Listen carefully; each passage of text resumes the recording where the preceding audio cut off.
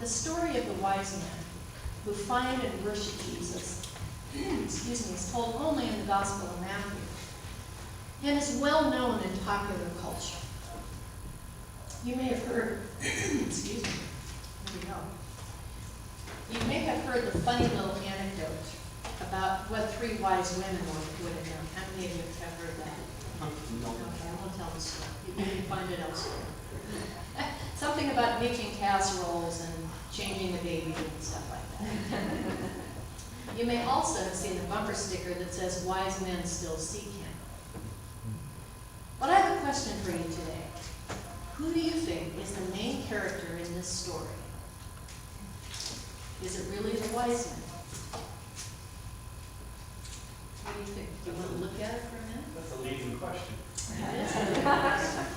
Yeah, it's about Jesus. Well, it's about Jesus also, but I'll give you a hint.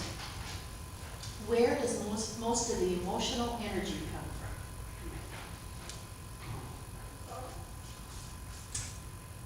That's a good answer, actually, because the star is kind of a character. But what did you say, Herod? Herod. Okay. All right. So it's a very interesting thing that we hear Herod mentioned in the first sentence and in the last sentence, right? Okay, for just a second, I want you to imagine a mobile, like we hang over babies' cribs, with its parts suspended and perfectly balanced. There's not much motion, right? I mean, if it's perfectly balanced. Well, imagine that that's what it's like on the day before the wise men show up at Jerusalem, even under Herod the Great. Although the Jewish people would like not to be ruled by Rome, it's at least predictable. And the addition of one little piece on the mobile, the birth of a special baby in the tiny town of Bethlehem, doesn't really cause much motion. And then, Magi, astrologers from the east, probably Persia, came to Jerusalem with their own agenda. They make an assumption. They have been watching the stars and have discovered a new star rising that to them means only one thing: the birth of someone important, a king. And where is the city where you would expect to find a king? Well, Jerusalem, of course. But they don't seem to know protocol at all. They don't go to Herod, the one in charge. They just start asking generally, "Where is the child who's been born King of the Jews? For we observed his star at its rising and have come to pay him homage." They show their innocence, thinking that this child's birth would be good news to everyone. And since the child will be Jewish, they ask Jews where to find him. But Herod has people out in the city, and they have ears. Can't you just imagine someone saying to him, "I heard that these strangers were asking about a child who's supposed to be the king of the Jews. They said a star had led them here." And then the mobile, which has been hanging motionless, reacts as if it has been violently jarred, because it has. Herod's anxiety causes everything to shift. According to the Lutheran Study Bible, Herod the Great was only part Jewish and was notorious for reacting savagely to potential rivals, particularly Jewish rivals. He's insecure and will react out of all proportion when something scares him. When he hears from the chief priests and the scribes that the prophecy says that Bethlehem is the place, he secretly calls for the wise men. And why secretly, we might wonder? Well, probably because Herod is planning murder already and doesn't want it known. He's able to be charming to these men who are seeking the child and gets them to believe that he wants to know where the child is so that he can also worship him. So the wise men go to Bethlehem and find Jesus and Mary, and they kneel down and worship him in pure joy. And they offer him gifts. And because they are intuitive, they are given a dream that sends them home by another road. They will not give their information to Herod.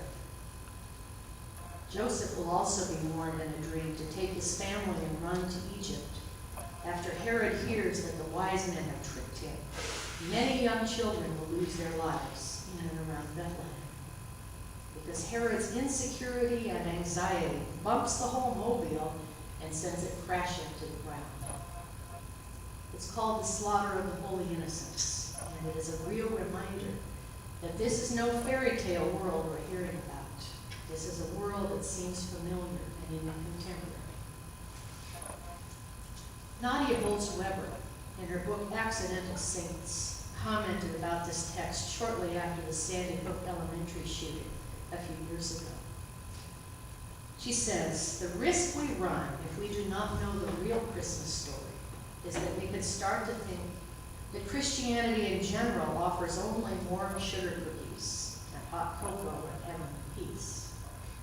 What is precarious about biblical illiteracy or neglect surrounding the Christmas story is not that we unblinkingly place shepherds and magi together at the birth of Jesus. They actually came years apart. It's that we do not think to place Herod there." Nadia continues, "We may be used to hearing some Christians say, 'Let's keep Christ in Christmas.' But my friend Joy Carol Wallace wrote an essay called 'Keeping Herod in Christmas.' And I have to say I'm with her, because the world into which Christ was born was certainly not a Norman Rockwell painting.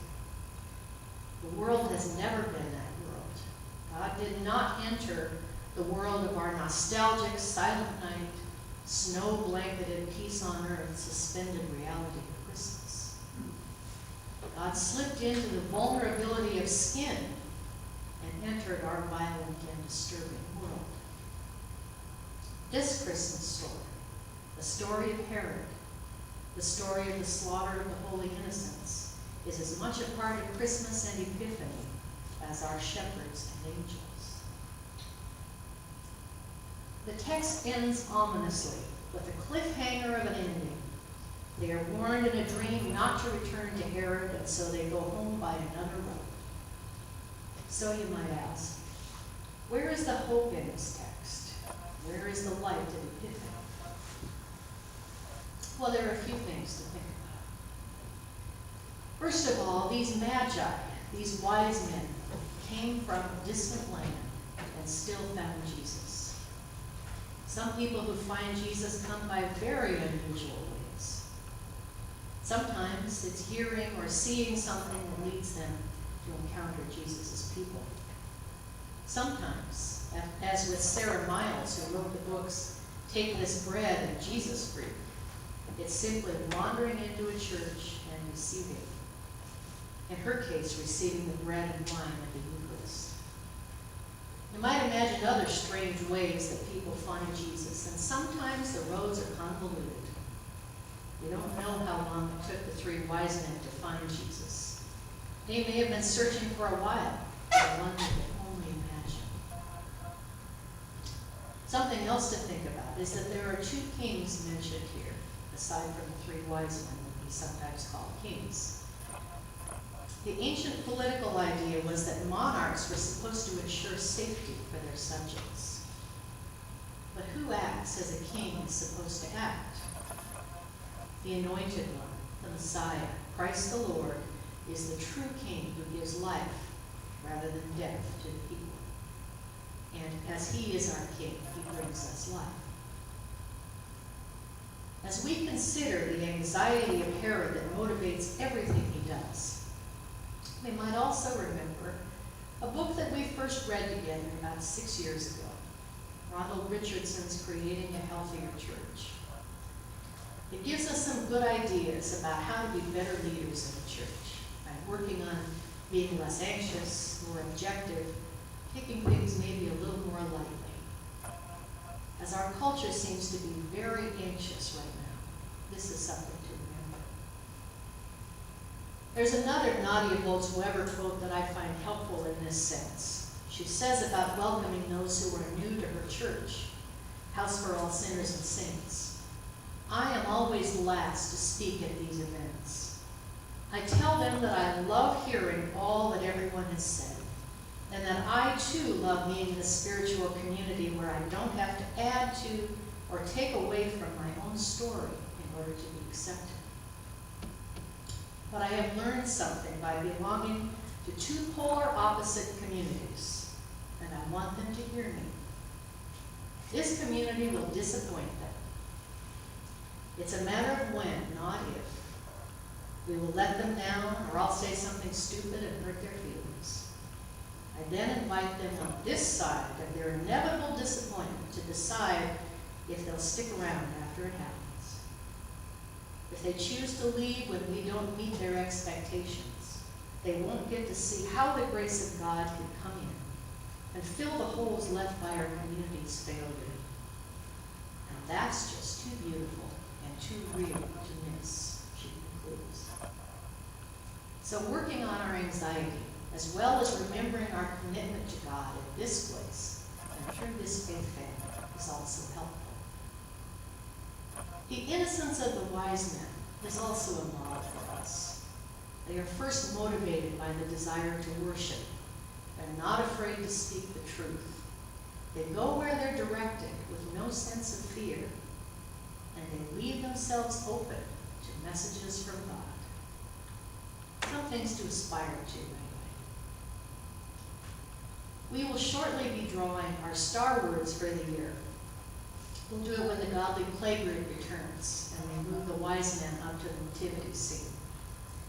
I encourage you to say a silent prayer as you draw, that the word you choose for this year might be the right one for you. Just like the star that led the Magi to Jesus, may it bring you some new thoughts about yourself and about your life.